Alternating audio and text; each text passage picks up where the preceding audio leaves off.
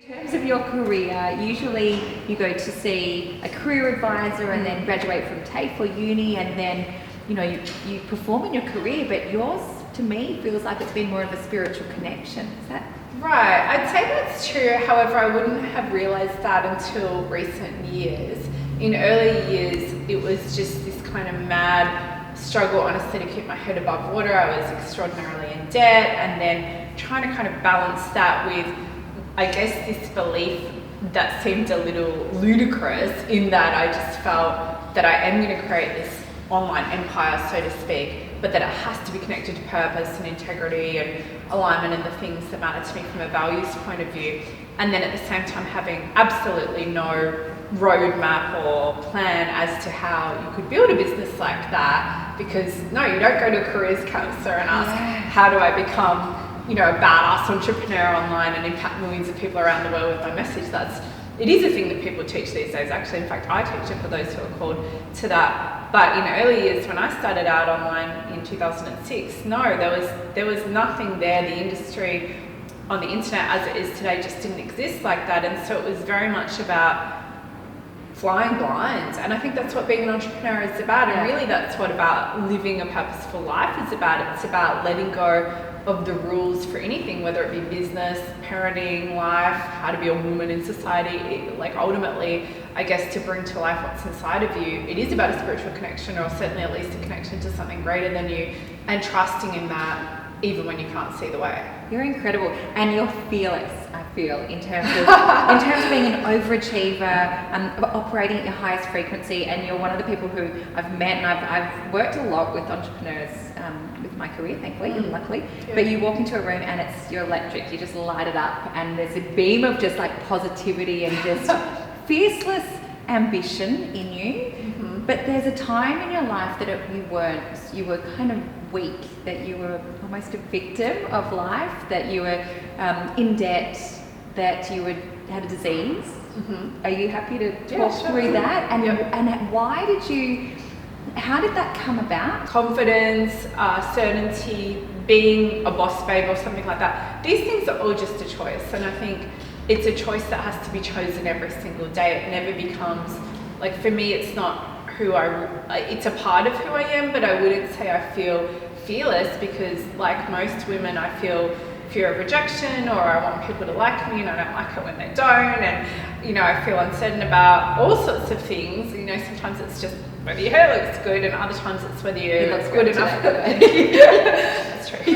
Whether or not you're good enough as a person, how you're comparing to others, and so on and so forth. So really, to do the work that I do in the world, and I think in general to stand out in life and to become strong in life as a woman, you do get to a point where you realize, all of this is a choice. It's not when I'm confident enough, when I'm sure of myself, when I feel good enough, when I look the right way, then I can go and do all these things. Yeah. It's, I need to step into that, not fake it till you make it, but more so realize that it is something that's already inside of you, but you have to choose it. So for me, prior to that, before I guess that clicked in and I figured that out through my own journey, I was trapped in my life in multiple ways. So one of those ways was I developed bulimia, which reference, from the age of about 19, and that was for well over a decade. There was a period where I did break free of that completely for several years, and then when my first marriage ended, when I was just before I was 27, literally that same night I went straight back to bulimia. And bulimia, for me, and for most women who struggle with an eating disorder, there's an element at least where it's a control issue. The best way I can describe it is it's a way of staying safe, numbing, escaping, taking, it sounds funny because you're not really in control, but it's a way of feeling in control in a life that feels off the rails, off track, out of alignment. And so for me, it was essentially a way of coping with the fact that I knew I was creating the wrong life. And I've often looked at that period of my life and I've gone, okay, cool, well, I was married young, I had the dream apartment, we had a BMW, I had this fancy surround sound that was worth 20 grand or whatever, we travelled all the time. It was kind of like, oh wow, this is the dream life when you're only in your 20s, but it was somebody else's dream, it wasn't my dream. And so there was this kind of constant, anxiety and worry and insecurity, and almost like a fear and a panic of where is my life going, and surely this is not it. And it just all connected back to that knowingness that that's not what I want. I don't only want the house in the suburbs and the white picket fence and the 2 whatever kids and that sort of thing. Yeah, I want all those things, and I've actually created all those things now, but that's not enough. So the eating disorder, the debt as well. The debt, to be honest, I wouldn't call an area of weakness for me. It was definitely, I didn't understand money, and I had to actually, you know, kind of warm it up a little bit and like educate myself around money. And what didn't you understand about money? That's really interesting that you said I understood how to make it, because I've always been entrepreneurial. I've sold things since I was 3 years old. I've always been entrepreneurial, and I've always been a bit of a hustler, and I love to create and I love to sell things. So it was more that honestly, it was a self-worth issue. I think when people don't have their self-worth in place, and they're not choosing to allow themselves to be safe financially, or just kind of safe in life itself, then one of the ways that can play out is continually having money issues, regardless of how much money you're making. And I see that over and over again. I work with clients who are ranging from they're just starting out in business to women who are making millions of dollars per year in their businesses.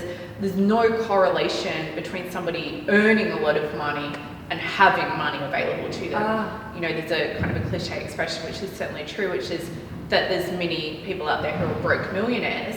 And I feel like that's, money management is definitely part of it, educating yourself around how to grow actual wealth and take care of it. But also, it's a mindset issue. Being broke is a mindset issue. It's a self-worth, it's a disease of self-worth. It's essentially saying, I don't feel good enough or worthy on a soul level to be safe, to take care of myself. And it can also be a way of protecting or sabotaging from actually getting yourself out into the world in a big way and being who you're meant to be. Because if you didn't have to deal with the money problem, then you'd be free to express yourself and be all that you are. And so oftentimes we create these things subconsciously as a way of playing small and a way of keeping ourselves safe. So there's, like, I could talk about this stuff all day. There's so many elements with money mindset, but and so many people who are living outside in terms of externally to say, if you have these particular things, and if I have those shoes and that BMW, that will make me feel better, and that will make me feel more powerful and successful, and then derailing there. That's true. For me, that's got nothing to do with where the debt came from. I was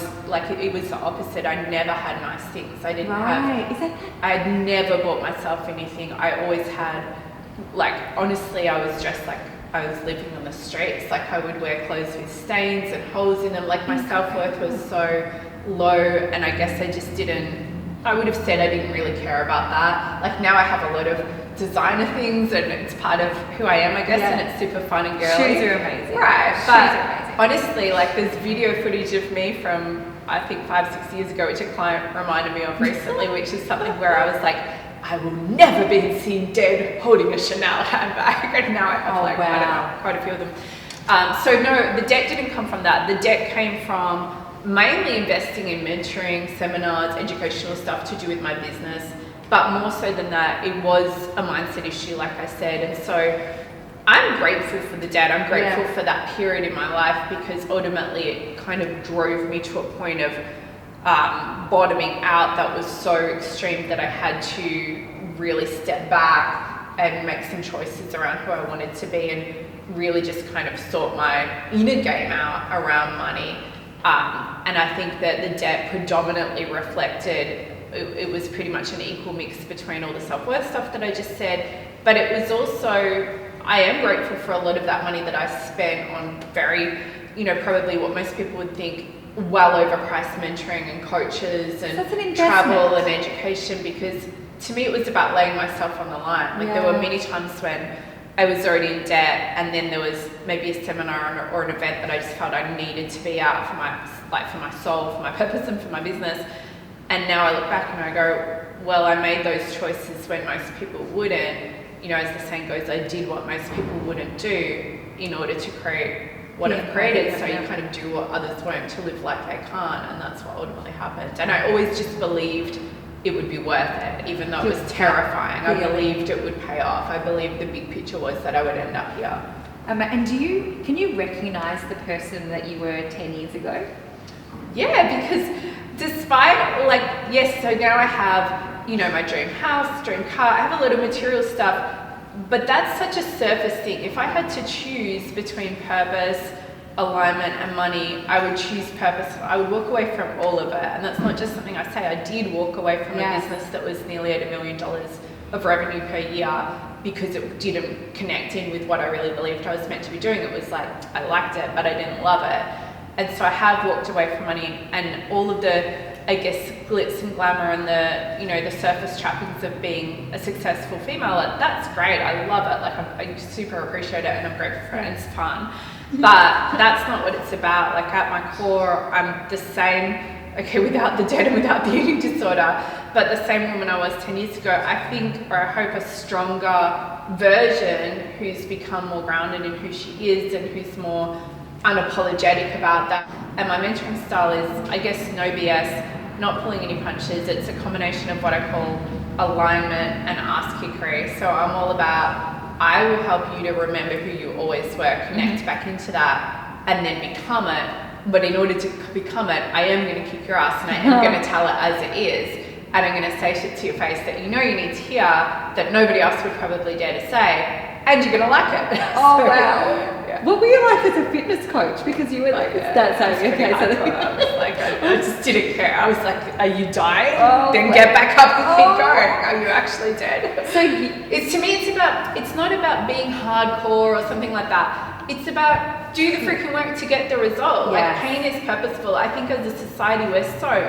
soft. Honestly, it's probably a pet thing that I could rant off on, but I just think we're so conditioned to move away from pain and to move away from anything that challenges us or stretches us, you know, in an uncomfortable manner. And it's not called growing pains for no reason. Growth is supposed to be uncomfortable, and as humans we're born to need to overcome and to conquer, and that's not something to try and avoid. Whereas a lot of the way society is, and even business, is, oh, that hurts a little bit, okay, better stop. And it's just mind-blowing. And I think it's a huge part of why we have you know, a Western world essentially that is out of shape, disconnected to soul, does not take care of its health, doesn't do what is required in order to create, never mind money and that sort of thing, that's great, but really to create a purposeful and fulfilled life. So for me, if I'm kicking someone's ass or being hardcore or being a bitch about it, that's because I'm so passionate about people getting to live a life that they feel proud of and going to bed at night, putting your head on the pillow and feeling, yes, I did what I meant to do today. I was the person who I'm meant to be, rather than, oh, I got an ouchie and so I backed away from my purpose.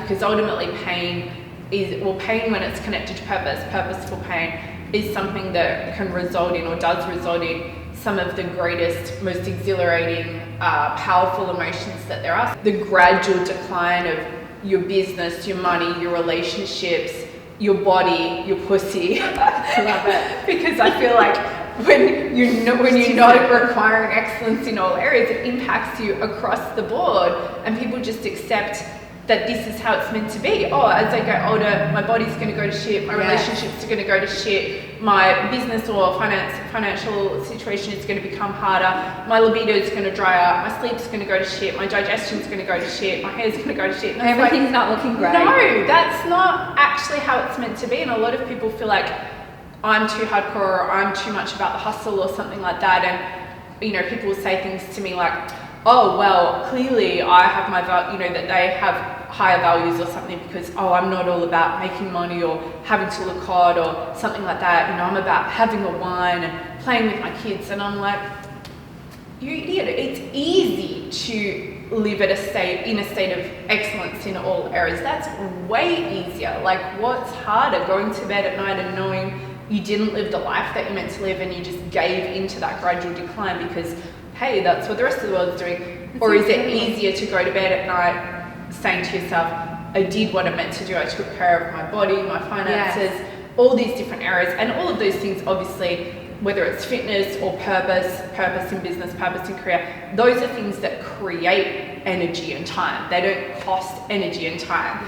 So for me, I look at it as, because I'm non-negotiable on all these different areas, that I will be best, my best.